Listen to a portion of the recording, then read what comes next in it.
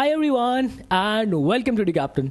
सो यार CUET 2024 के जैसे ही फॉर्म्स आउट हुए सभी भाई बंधुओं ने आप लोगों को जो है वो गाइड किया है कैसे कैसे स्टेप बाय स्टेप आपको फॉर्म फिल करना है।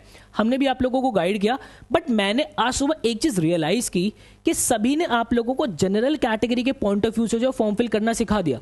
अब भाई जनरल कैटेगरी के बच्चे तो आराम से फॉर्म फिल कर ले रहे हैं, बट मेरे वो बच्चे जो कि किसी ना किसी कैटेगरी से बिलोंग करते हैं, चाहे वो SC कैटेगरी हो, ST कैटेगरी हो, EWS हो, OBC NCL कैटेगरी हो, उनको थोड़ी सी दिक्कत आई। मैंने सुबह क्या किया, मैंने एक टेलीग्राम ग्रुप बनाया हुआ भाई आपका एंट्रेंस की महफिल करके, लगभग 2000 बच्चे यहाँ पर है, ठीक है। और मैं यहाँ पे आपसे 1-to-1 बातें करता हूँ, जो भी आपकी कंफ्यूजन होती है वो मैं जो है आपकी प्रॉपर वॉइस नोट के थ्रू पर्सनल लिख लिख के आपकी जो है डाउट्स क्लियर कर देता हूँ। आप चाहते हो तो आप भी इस कम्युनिटी का पार्ट बन सकते हो। डिस्क्रिप्शन बॉक्स के अंदर मैं लिंक डलवा दूंगा, या फिर आप टेलीग्राम पे जाके एंट्रेंस की महफिल नॉर्मल लिख देना। मेरे दिमाग में क्लिक हुआ, मैंने सुबह एक वॉइस नोट भेजा कि यार मुझे एक बात बताओ, जितने भी कैटेगरी वाले बच्चे हैं, अगर तुमने फॉर्म फिल करके देखा है तो क्या वो तुमसे सर्टिफिकेट अपलोड करने के लिए कह रहा है या नहीं कर रहा? क्योंकि जब मैंने आपका फॉर्म फिलिंग की वीडियो बनाई थी उसके अंदर मैंने जो है कैटेगरी चेंज करके देखी थी, बट कैटेगरी चेंज करने के बाद वो तुरंत डॉक्यूमेंट नहीं मांग रहा था, बट वो एंड में जाके डॉक्यूमेंट मांग रहा था, ठीक है। ये चीज मैंने उस वक्त नहीं देखी। तो यहां पे मैंने बच्चों से पूछा, एक मेरे को बच्चे ने जो है रिप्लाई करके दिया, मैं यहां पे दिखा भी देता हूं आप लोगों को कि यस सर, हमारे जो है हमसे कैटेगरी सर्टिफिकेट मांगा जा रहा है। अब ये बड़ी दुविधा है। अब ऐसे में मेरे वो बच्चे, अगर आप दिल्ली यूनिवर्सिटी की इंफॉर्मेशन बुलेटिन उठाकर देखोगे तो दिल्ली यूनिवर्सिटी ने आप लोगों को ये बोला है कि भाई आपका EWS कैटेगरी का सर्टिफिकेट हो गया या फिर आपका जो है OBC NCL कैटेगरी का सर्टिफिकेट हो गया, दैट शुड बी, वो आपका जो है 31 मार्च के बाद वाला होना चाहिए, मतलब कि 1 अप्रैल से जो है आपका वैलिड होगा। अब ऐसे में बच्चा करे क्या, क्योंकि CUET का जो फॉर्म है वो है 26 मार्च तक, तो क्या अपलोड करेगा बच्चा वहां पे? अब इस बात को ना बहुत कायदे से समझने की कोशिश करते हैं। सबसे पहले तो ये वीडियो आप इतनी ज्यादा शेयर करना, क्योंकि समवेयर मुझे ये लगता है कि कहीं ना कहीं NTA के एंड से टेक्निकल ग्लिच है और ऑफिशियली NTA ने इसके ऊपर कोई चीज अभी बोली नहीं है। मैं आप लोगों से रिक्वेस्ट कर रहा हूं ये वीडियो शेयर कीजिए, सो दैट NTA की ऑफिशियल किसी के पास ये चीज जाए और वो थोड़ा सा इस बात पे ध्यान दे। अब मांजरा क्या है, इस बात को समझो जरा। मैंने यहाँ पे जो पिछले साल की इंफॉर्मेशन बुलेटिन है, जैसी इंफॉर्मेशन बुलेटिन आपकी यहाँ पे आई है, मैं आपको बता देता हूँ। यहाँ पे आप देख रहे हो ये इंफॉर्मेशन बुलेटिन, अगर आप खोलोगे तो ये 2024 की इंफॉर्मेशन बुलेटिन है। सेम पिछले साल भी इंफॉर्मेशन बुलेटिन आई थी, जो कि मैंने यहाँ पे खोल रखी है। पिछले साल का 2023 का आपका जो चैप्टर नंबर 14 मैंने खोला है, और यहाँ पे भी मैंने 2024 का चैप्टर नंबर 14 खोला है।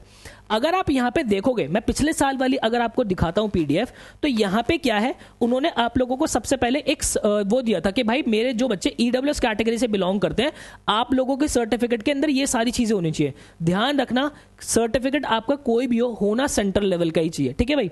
तो और अगर आपके पास सर्टिफिकेट अवेलेबल नहीं है तो आप लोगों को एक डिक्लेरेशन फॉर्म जो है नीचे दे दिया गया था कि भाई इस तरीके का जो है ये मेरा डिक्लेरेशन फॉर्म है, कि भाई अपना नाम डाल दूंगा, एड्रेस डाल दूंगा, और यहाँ पे लिखा हुआ था कि भाई जो है मेरे पास अभी सर्टिफिकेट अवेलेबल नहीं है, बट द मोमेंट जब मैं यूनिवर्सिटीज के अंदर अप्लाई करूंगा उस मोमेंट में मैं जो है अपना सर्टिफिकेट अवेलेबल करा दूंगा, ठीक है। ये EWS कैटेगरी का हो गया था। सेम इन्होंने OBC NCL के लिए भी किया था कि भाई OBC NCL का सर्टिफिकेट का फॉर्मेट ये रहा, प्लस अगर आपके पास अभी सर्टिफिकेट नहीं है तो आप ये डिक्लेरेशन फॉर्म भर के दे सकते हो, ठीक है।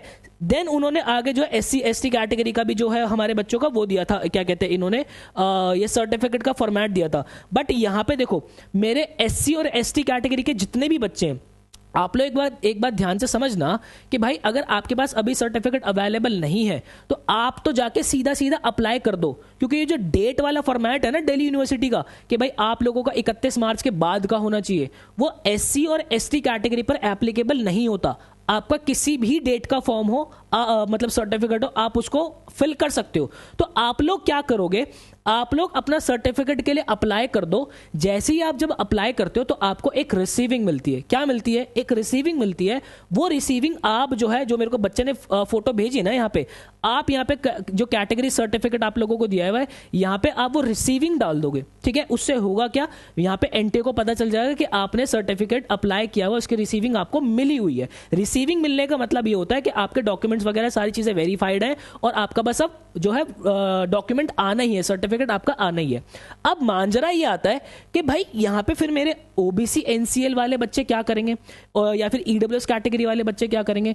यार देखो, मैं आप लोगों को जो बार बार बोल रहा हूं ना, सबसे पहले तो आपका फर्ज बनता है ये वीडियो ज्यादा से ज्यादा शेयर करना, सो दैट एनटीए इस पे ऑफिशियल कुछ टिप्पणी दे दे। लेकिन अगर आपका जो है एनटीए, हाँ जी, अरे दादा सॉरी यार, पावर कट हो गया था। हाँ, सो आई वाज सेइंग कि अगर एनटीएस के ऊपर कुछ भी ऑफिशियल टिप्पणी नहीं करता, तो भाई आप लोग क्या करोगे? जैसे मान लो ईडब्ल्यूएस कैटेगरी वाले जो बच्चे हैं, आप ये डिक्लेरेशन फॉर्म निकालोगे, ठीक है, इस डिक्लेरेशन फॉर्म को भर के जो है वो दे दोगे। लेकिन एक चीज ध्यान रखना, यहां पे जो है आपका एप्लीकेशन नंबर, अब आप बोलोगे सर एप्लीकेशन नंबर हमें कैसे मिलेगा? ये आपका फॉर्म भरते वक्त पहले ही मिल जाएगा, और यहां पे इसको 2024 कर लेना, कभी 23 ही रहने दो, ठीक है। देन उसके बाद यहां पे जो है नीचे आ जाना, यहां पे जो है ये इसको जो है 2024 कर लेना, और इसको भी 2024 कर लेना, ठीक है। नीचे भी जो है वो 2024 कर लेना, ठीक है। तो ये बात भाई बिल्कुल अपने दिमाग के अंदर रखना। अगर ऑफिशियल टिप्पणी आ जाती है बहुत ही बढ़िया, नहीं आता तो हम ये डिक्लेरेशन फॉर्म निकालेंगे और ये डिक्लेरेशन फॉर्म भर के दे देंगे। इसके अंदर क्या हम कुछ इलीगल कर रहे हैं? नहीं, हम कहीं से कहीं तक भी कुछ इलीगल नहीं कर रहे हैं।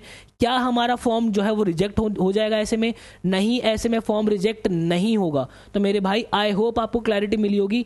जाते जाते मैं स्टिल आप लोगों को एक बात बोलूंगा कि थोड़ा सा धैर्य बना के रखो, फॉर्म इतनी जल्दी फिल मत करो। मुझे लग रहा है कि थोड़ा सा कुछ ना कुछ उनके एंड से दिक्कत हुई है इस बार जो इन्होंने बुलेटिन निकाली है, नहीं तो ये इतना बड़ा दिक्कत तो मतलब इतनी बड़ी चीज तो नहीं होनी चाहिए थी।